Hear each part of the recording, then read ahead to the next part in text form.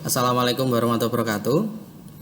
Pada video praktikum pertama ini yang akan saya bahas adalah bagaimana cara menjalankan Pancake Framework 7.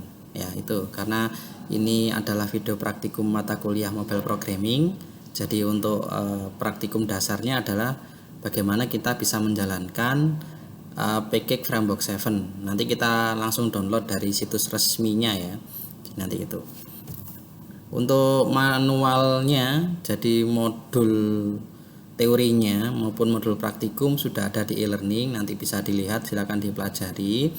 Untuk filenya, beberapa file sudah saya siapkan di link download, tapi yang saya coba kali ini kita langsung download dari situs resminya Framework 7 ya.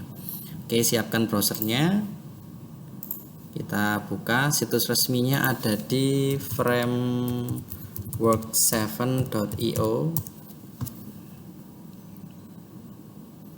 Kita bisa download. Jadi ini bentuknya ya. Jadi kita bisa nyoba. Kalau bentuk iOS nanti seperti ini keluarnya. Kalau Android, nah seperti ini. Ya seperti ini. Ini hanya untuk testing saja. Ini desktop.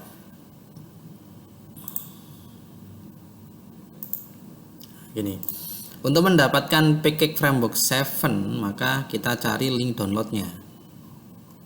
Tapi sebelum itu saya sambil jelaskan apa sih Framework 7 itu. Jadi Framework 7 itu adalah sebuah framework HTML yang nanti bertanggung jawab atas interface pada aplikasi mobile berbasis hybrid. Jadi nanti kan sesuai dengan modul itu bahwa aplikasi mobile nanti dibagi jadi beberapa. Jadi salah satunya ada native dan hybrid. Lah hybrid ini nanti yang dibangun dari HTML5, CSS seperti itu, JavaScript, jQuery dan seterusnya. Lah untuk interface tampilannya itu akan ditangani oleh Framework 7, sedangkan proses datanya menggunakan nanti JavaScript, jQuery itu. Jadi ini cara kerjanya hampir sama seperti Bootstrap kalau di website ya. Cuman ini khusus untuk aplikasi mobile. Kita cari link downloadnya ada di bawah. Ini ya, download. Di sini ada versi keluaran 3 September ini. 5.7.12. Kita download yang zip saja. Zip. Nah, kemudian kita arahkan ke D biar lebih mudah ya. Saya taruh di D hasil downloadnya. Start download. Oh, sudah selesai kayaknya. Kita buka di D. Framework 7 5.7.12 ini ya. Jadi file package-nya adalah seperti ini. Nanti kita ekstrak terlebih dahulu dan kita konfigurasi sedikit agar bisa dijalankan. Jadi saat menjalankan ini kita butuh web server ya. Kita butuh web server, silakan gunakan web servernya masing-masing, bisa pakai SAM, WAM, USB web server, Laragon, macam-macam, terserah kalian pakai yang mana gitu ya. Ini kayak kita ekstrak terlebih dahulu. Extract here.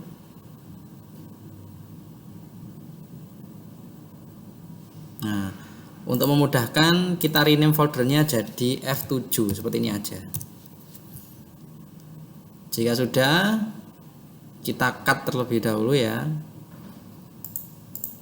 Oh tidak, kita modifikasi di sini aja dulu langsung F7 ini ya. Kita lihat dalamnya ternyata banyak filenya ya, tapi tidak semua file ini yang akan kita gunakan nanti. Kita hanya butuh beberapa saja. Ini yang masih asli F7-nya. F7 ini ya. Kita modifikasi sedikit, kita masuk ke dalamnya. Sebenarnya yang kita butuhkan itu adalah di dalam kitchen sink sebenarnya. Kitchen sink ini nanti ada beberapa, tapi tidak semuanya juga kita gunakan nanti. Jadi ada beberapa saja ya. Jadi setelah masuk F7 seperti ini ada banyak file, ada banyak folder dan file seperti ini. Kita hapus semua. Kita sisakan yang kitchen sink sama package. Sisakan dua ini. Kemudian kita hapus semuanya. Oke, jika sudah tinggal dua ini ya. Tinggal dua ini. Kemudian karena konsep kita adalah menggunakan JavaScript, bukan framework yang lain, misalkan React atau Angular, kita menggunakan JavaScript jQuery nanti, maka di dalam kitchen sink kita buka terlebih dahulu, ada core, React, Svelte, Vue. Nah, ini engine ya. Engine yang digunakan jika nanti kita hybridnya menggunakan React dan kawan-kawan ini. Tetapi karena saya tadi bilang bahwa skenario awalnya kita menggunakan JavaScript jQuery, maka kita butuhnya yang core saja sebenarnya. Kita butuh yang core ini ya. Jadi saya ulang lagi, jadi di kitchen sink ini saya buka. Kemudian di core ini, yang di dalam core kita Ctrl A, kita cut. Kita tempatkan di luar, di sini. Kita cut ya, kita pindah. Nah, seperti ini. Jika sudah, maka kitchen sink-nya kita bisa hapus. Kitchen sink kita hapus. Kemudian langkah berikutnya di dalam package ada dengan struktur yang sama, tetapi isinya berbeda. Kita lihat core-nya. Nah, ternyata berbeda kan? Di dalam package ini kita cut yang core-nya saja. Kemudian kita paste di luar. Jika sudah, core-nya udah di luar, package kita hapus. Nah, kurang lebih seperti ini. Jadi kurang lebihnya nanti di folder F7 itu ada core, ada CSS, ada font, ada img, js, page, dan index.html seperti ini ya. Jika sudah, maka kita mencoba untuk menjalankannya. F7 ini kita cut, kita pindah ke htdoc.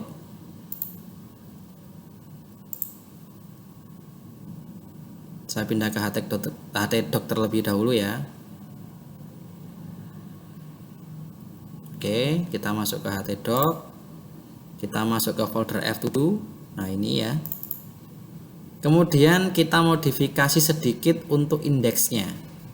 Indeksnya kita edit menggunakan Visual Studio Code. Kalau saya silakan menggunakan yang lain, tidak ada masalah. Nah, ini ada yang paling penting adalah di baris 11, 12, 13. Oh, 13 tidak ya, 11, 12. Dan di paling bawah baris 689, 690 dan 691. Nah, ini saya jelaskan sedikit. Jadi di baris 11 itu adalah digunakan untuk include file CSS milik Framework 7. Sedangkan yang baris 12 adalah include untuk file CSS Framework 7 juga, tapi beda jenis CSS-nya ya. Ada dua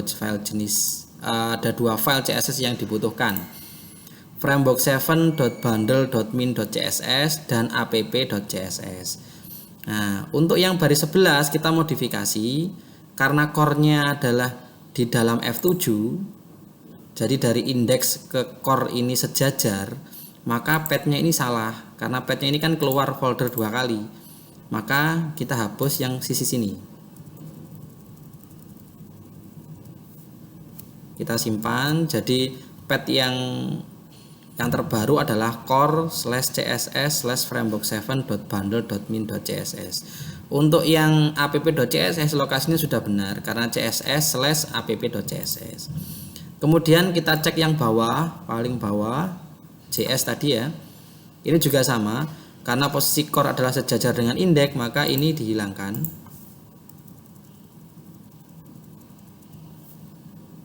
Jadi path-nya menjadi core/js/framework7.bundle.min.js. Sisanya js/root.js ini sudah benar, dan ini juga sudah benar, app.js. Kita simpan ya, jangan sampai lupa. Nah, ini package aslinya Framework 7 yang sudah ada banyak sintak ini. Tapi nanti berikutnya kita hanya butuh dari file-file Framework 7-nya saja. Ini sintak bawaan nanti kita bisa kesampingkan. Jadi nanti kita bikin project yang basisnya dari ini dengan script yang kita bikin sendiri ya. Nih, kita coba untuk menjalankannya. Kita buka Google Chrome. Nah ini, jadi Google Chrome-nya sendiri nanti akan dikonfigurasi sedikit. Jadi untuk menjalankan Framework 7 itu lebih baiknya di mode mobile. Nanti saya jelaskan gimana masuk ke mode mobile. Jadi di sini tampilan browser ya. Kita klik kanan inspect. Ini ya. Kalau di saya klik kanan inspect bisa, atau tekan F12 juga bisa. Misal F12. Nah, jadinya seperti ini. Harusnya seperti ini awalnya. Harusnya seperti ini awalnya ya. Kemudian mode mobile itu ada di sini. Ini ada sebuah icon dengan nama toggle device toolbar, ini ditekan maka nanti akan jadi mode mobile, dan di atas kita disediakan beberapa jenis layout dari smartphone ya, kayak Motorola G4, Galaxy, Samsung Galaxy S5, Google Pixel 2, iPhone 5, iPhone 5 SE, iPhone 10, ini kan ada ya, ada semua ya. Nah ini, tapi yang kita gunakan terserah milih yang mana, tapi yang saya gunakan adalah responsif dengan ukuran yang bisa saya sesuaikan nantinya. Seperti ini udah mode mobile ya, ini sudah mode mobile.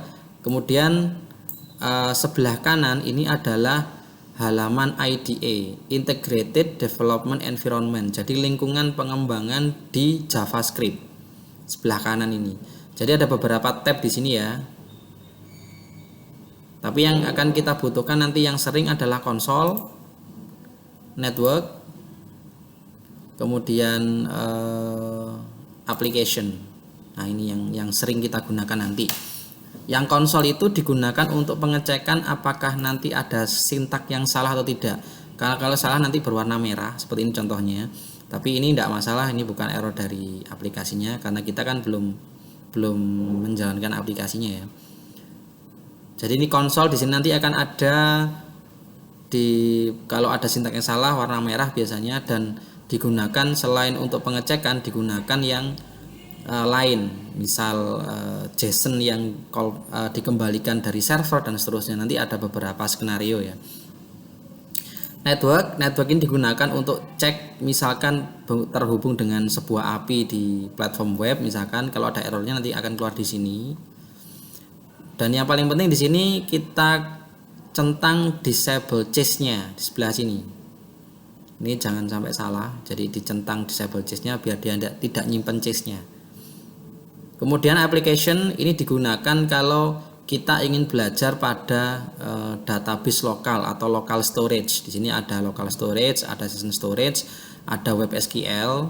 Jadi nanti kita bisa menggunakan atau membuat database yang jalan secara lokal nanti di perangkat smartphone. Nah, nanti perancangannya adalah di sini.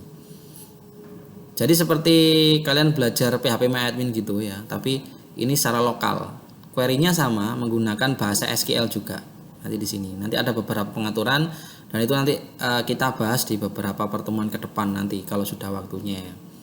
Jadi sementara ini, jadi saya ulang lagi bahwa komponen yang penting di sini adalah konsol, network, kemudian application nanti. Ini yang sering nanti kita gunakan. Baik, sudah seperti ini, maka kita coba untuk load Framework 7-nya ya. Jadi localhost saya anggap service Apache-nya udah jalan. Jadi saya tidak perlu menjelaskan lagi. Jadi ini servisnya udah jalan. Kalau kita lihat di sini punya saya ini udah jalan. Yang penting Apache-nya dulu. Kalau MySQL tidak jalan tidak ada masalah. Tapi nanti kalau sudah berhubungan dengan database maka ini butuh. Tapi itu nanti ya. Localhost/f7. Nah ini keluar ya. Nah kita sudah bisa menjalankan di sini. Ini F7 Framework 7. Jadi peran dia di aplikasi hybrid adalah bertugas untuk mengatur interface-nya. Jadi di sini kita sudah disiapkan banyak interface. Tentunya interface itu disesuaikan dengan versi mobile ya. Misalkan akordeon itu seperti ini. Nah, ini namanya akordeon. Kemudian ada action sheet misalkan. Nah, ini yang di bawah action sheet. Ada 2 groups action sheet tapi 2 ini ya. Ada action grid yang bisa muncul semacam icon di bawah gini. Banyak yang lain ada badge. Nah, seperti ini namanya badge. Nah, ini badge ya. Kemudian ada button, tombol model jenis yang seperti apa ada. Nih. Kemudian ada lagi card, misalkan card. Nah, ini seperti di Facebook Mobile itu ya. Jadi ini kayak ini. Kemudian komennya apa? Ini contohnya ya. Nah, ini ada semua di sini tampilannya. Jadi layout yang ada di perangkat mobile rata-rata di sini sudah ada semua. Checkbox ini ada checkbox dan macam-macam, ada banyak sekali. Ada FAB yang seperti ini FAB ya. Dia juga punya icon, jadi kita bisa diberi keleluasan icon, support di 2 jenis icon. F7 sendiri ada iconnya, kemudian material icons. Nah, ini yang sering digunakan di Android ya, jenis material icon milik Google banyak. Jika nanti kurang banyak, ini ada listnya di Framebox7.io, nanti saya bukakan dan seterusnya. Jadi ada banyak jenis komponen atau layout yang sudah disiapkan oleh Framebox 7. Nanti kita tinggal menyesuaikan konsep. Kita konsep seperti ini, misalkan konsep A, maka kita butuh layout apa aja. Di sini sudah disediakan semua ya. Ini ada semua. Misalkan ini skeleton layout ini, misalkan kalau saya coba membuat loading yang seperti ini yang blink. Nah, seperti ini ya. Ada banyak toggle. Nah, ini seperti ini. Nah, nanti silakan dieksplor. Jadi komponen ini namanya apa. Jadi setidaknya kalian harus mengerti komponen ini namanya apa. Dari sini belajarnya ya. Ini namanya apa, bentuknya seperti ini, sudah ada semua. Jadi ini package Framebox 7 yang membantu kita untuk belajar masalah layout di Framebox 7. Jadi kita belajar layoutnya dulu ya. Jadi ini silakan dieksplor, silakan dicoba-coba. Oh, ini ternyata komponen namanya ini, komponen ini namanya ini, dan seterusnya banyak. Sini. Untuk dokumentasi Framebox 7 untuk belajar, misalkan butuh referensi lagi, sebenarnya di Framebox7.io ini sudah lengkap semua. Jadi buka aja Framebox7.io. Di sini ada dokumentasi docs, bisa dibuka ya. Di sini ada tata caranya semua. Nah, ini kan ada. Di sini ada, misal saya ambil contoh FAB. FAB itu singkatan dari Floating Action Button. Ditekan, maka akan ada dokumentasinya. Nah, untuk membuat FAB layout itu seperti apa? Layout FAB ini ada keterangannya semua ya. Jadi saya sarankan memang kalau sumber belajar Framebox 7 ya di sini, dokumentasi yang asli ya. Nah, ini kan ada caranya ini. Nah, ini contohnya kalau di Android. Nah, ini bisa dikasih warna-warna kan. Kalau tadi contohnya biru semua, tapi kalau ini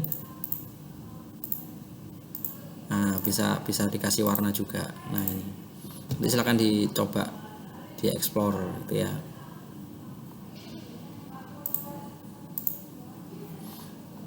Nah, untuk ikonnya, untuk list ikonnya kita bisa ke link ini. Kita kembali ke awal ya, kita kembali ke Framebox 7 yang awal, halaman dashboardnya. Kemudian kita cari di sini icons, Framebox 7 icons. Nah, ini ya. Kan? Nah, ini adalah ikonnya. Jadi icon cheat sheet namanya. Jadi ini icon-icon. Kalau kita bisa misalkan ingin membuat icon pesawat seperti ini, maka ini namanya airplane. Dan di sini juga ada caranya nanti. Gimana caranya untuk membuat menempatkan icon itu ya. Seperti ini contohnya. Icon. Nah, ini. Jika ingin menggunakan memunculkan icon dari F7 yang icon bawaan F7, maka Ini tag iKlas, kemudian F7 icons house. Jadi ini house-nya ya. Kalau pakai material beda, iKlas, kemudian kelasnya material icons, ini home. Nanti keluarnya seperti ini. Nah, kata-kata house dan home berdasarkan list ini. Nah, ini. Kalau saya misalkan pingin yang ini misalkan, berarti nanti iKlas misalkan F7 icons, maka ini checkmark shield. Nah, ini kan ada keterangannya. Nanti bisa kita menggunakan icon-icon seperti itu. Nah, ini ya. Silakan diekspor lagi. Kalau enggak paham nanti bisa tanya di grup perkuliahan. Oke, mungkin cukup sampai ini untuk praktikum pertama kita karena masih dasar. Nanti untuk praktikum berikutnya agak sedikit lebih kompleks ya nanti. Baik, saya akhiri. Wassalamualaikum warahmatullahi wabarakatuh.